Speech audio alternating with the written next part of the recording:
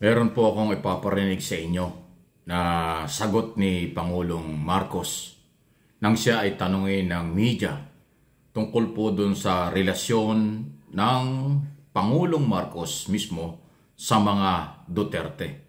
Mahalaga po yan dahil President and Vice President ang pinag-uusapan dyan, di ba? Kaya pakinggan natin ang sinasabi ng Pangulo na direktang galing sa kanya.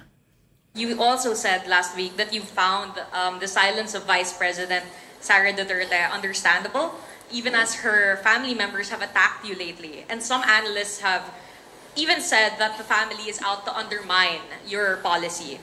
How would you describe your relationship with the Duterte family currently? And how would you reconcile your continued allyship with the Vice President and her family's vocal disdain for your policy? It's complicated. Okay.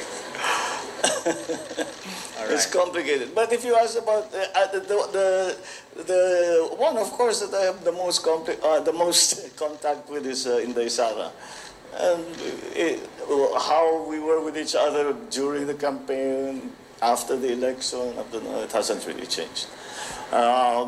So, ayun. Galing mismo sa Pangulo, tumawa lang, napaka-professional ng Pangulo, na hindi dala ng emosyon o kung ano man. Dahil alam po ninyo, hindi naman natin pinag-aaway sila. Kung hindi, tinatalakay natin dahil mahalaga po ang relasyon sa pagtutulungan sa trabaho at kung paano mapaganda ang ating bansa. Sa pagitan po ng Pangulo at ng pangalawang Pangulo at maliban doon, Secretary pa ng Department of Education, Cabinet Secretary, yung pangalawang Pangulo. Pag sinabi pong complicated, may lamat yan eh, may something eh. Idiniin nga doon nang nagtanong na media kasi open forum yan na lately or madalas ay nangyayari ang mga pag-atake ng mga Duterte.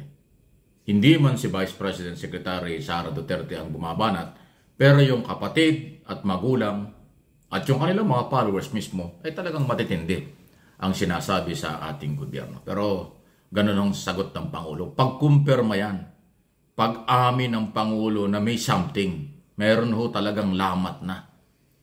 Hindi man sa pangalawang Pangulo, sa pamilya ng Duterte. Hindi lang yan sa iso ng West Philippine Sea. Kung hindi yung mga batikos ng personal. Di ba? Na alam mo na, ayaw ko na ulitin dahil masakit sa pamilya ng mga Duterte, ng mga Marcos at sa mga Marcos supporters and loyalists yung mahanghang, maasim, mapait, matinding personal na batikos ng mga Duterte mismo sa Pangulo. Sa kanilang mga rally, press conference at kung ano-ano interview ng media. Alam naman natin yan. Kasama na ang mga malulutong na PI at mga akusasyon ng mga below the belt. Pero, ayan na nga, yung pag-amin na complicated, ano ba ang dapat na pairalin dyan? Delikadesa? Kung meron? Or, dapat bang maghiwalay na ang landas ng Pangulo at ng pangalawang Pangulo dahil complicated na? O mananatili pa rin? Siyempre, sa ating Pangulo, ayaw niya na may kaaway. Ating Pangulo, ayaw niya nang sa kanyang manggaling kung ano ang mga desisyon.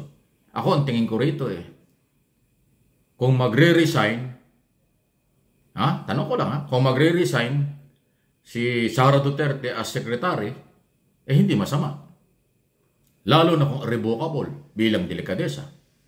Kung hindi naman at mananatili dyan, abay dapat gumawa siya ng mga hakbang para mawala yung complicated issue.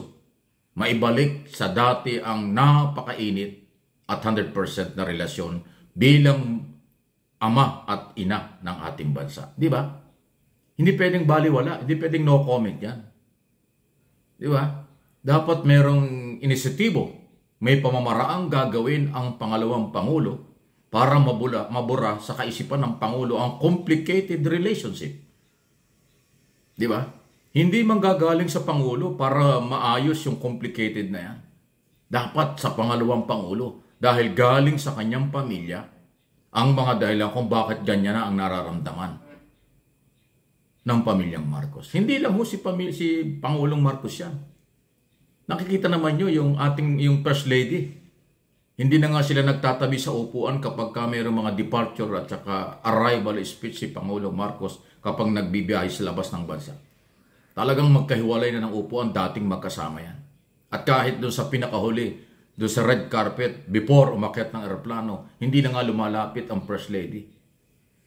Meron na nga something. Kaya nga complicated na yan. Hindi lang sa Pangulo, sa First Family na. So sino ang dapat gumawa ng paraan? Ano, no comment pa rin? Kaya hindi ko naman tinuturuan, dapat alam nila yan.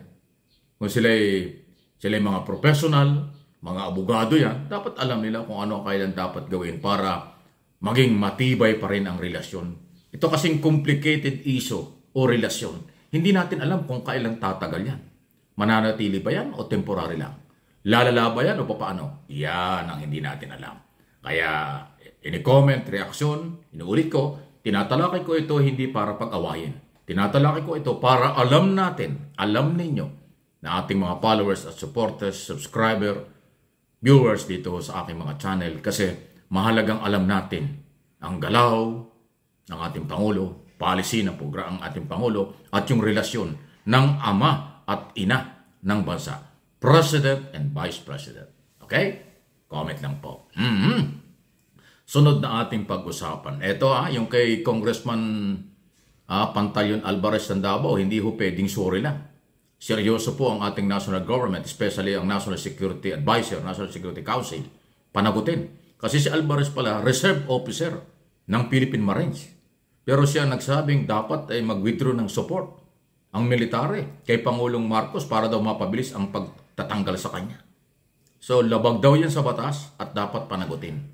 Kaya meron na pong formal o request o sinabi si Secretary Anyo, National Security Advisor ng Pangulo, sa Department of Justice, gumawa ng paraan at aksyon legal, ibig sabihin kasuhan. Pati ang Department of National Defense under Secretary Teodoro, sabi niya may pananagutan ang government official na magsalita ng ganyan. Kasi elected said congressman po yan, former speaker. Eh bakit nga ba ganun? So hindi makukuha yan sa sorry. Hindi yan makukuha sa dala ng emosyon kasi hindi naman siya emotional na mga panahon yun. Katunayan, nung hindi pa mainit ang isyong ito, sabi niya, tama yung sinabi ko, yung talaga ang gusto kong sabihin. Pinanindigan niya eh. Tapos nung uminit ng isyo na siya balak ng kasuhan, biglang nagsosorry. Emotional na lang siya, dala daw ng emosyon. Eh nung una, hindi ganun ang paliwanag eh. So, di ba? Imiwas na kaagad. Matindi, ha? So, abangan natin. Kailangan po kasi mga ibabaw ang batas. Lahat tayo may pananagutan sa batas. Hindi pwedeng ibaliwala ito dahil masamang president, masamang halimbawa, baka gayahin ng ibang sektor na kung nagagawa ng congressman, bastusin ng gobyerno at ang ating military, baka gawin din ng iba yon. Hindi po maganda yon. Kailangan may respeto sa gobyerno at sa ating mga batas ang lahat ng tao o lahat ng Pilipino.